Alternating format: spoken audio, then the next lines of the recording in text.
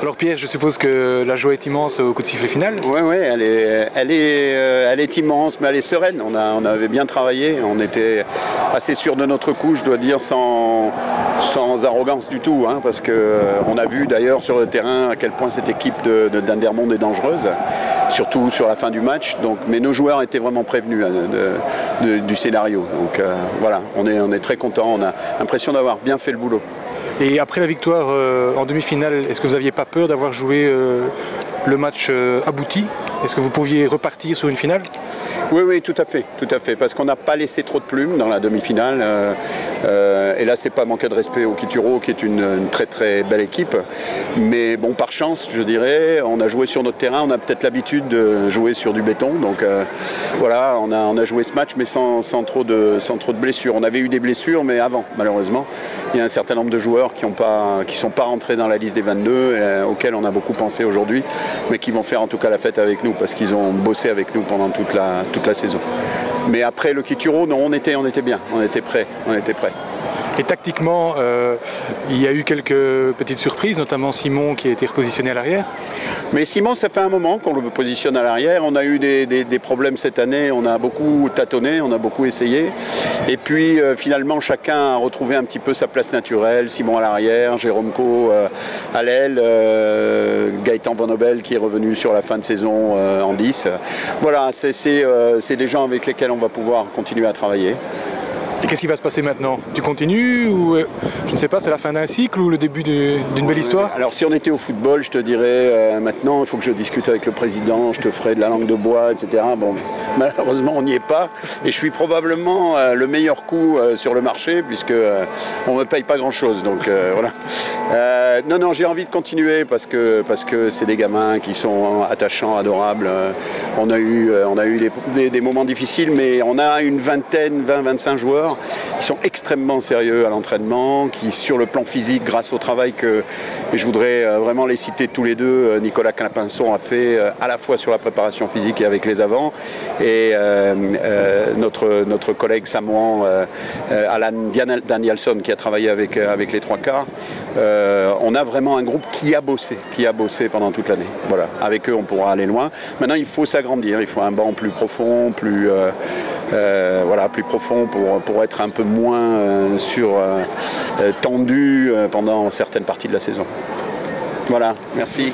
Hugues, est-ce que tu peux un peu nous expliquer la défaite aujourd'hui? Est-ce que c'est uniquement avec le manque de ballon en première mi-temps? La première mi-temps, effectivement, on n'en a pas. On sait que notre pack n'est pas du tout le point le plus fort. Donc on a misé sur les touches et bon, il semble on n'en a pas gagné une. Donc là-dessus, impossible de gagner un match sans le ballon. Par contre, la surprise était vraiment propre, bien organisée, conquête vraiment, et puis ils ont enchaîné.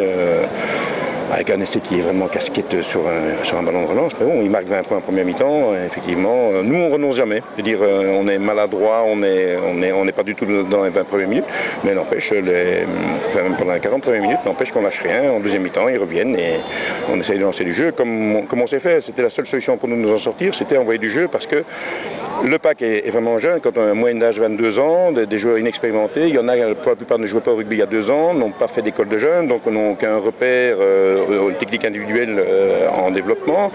Donc déjà arrivé en finale avec un groupe restreint vu qu'on a perdu 20 joueurs depuis le titre, donc on a travaillé avec 35 joueurs pour les deux équipes au total, donc pas 35 pour la première, c'est vraiment 35 voilà, avec en gros 15 joueurs qui ont le niveau qu'on attend d'une première division. Donc moi je suis très satisfait d'être arrivé en finale, mais voilà, l'exploit c'était déjà la semaine passée et voilà, donc la ZUB a fait le boulot et nous voilà, on a fait ce qu'on pouvait. Par rapport à la saison passée, avec la finale gagnée, qu'est-ce qui a changé? 20 joueurs. Tu enlèves 20 joueurs qui ont gagné le titre, qui étaient dans les 20 qui sont partis, il y en avait 22 sur la liste de la finale. Donc nous, tout le monde nous a dit « Ah, t'es champion, donc tu dois viser le titre ». Nous, on s'est dit « Construisons » et on a vraiment travaillé sur des bases, sur le système de jeu, sur la technique individuelle.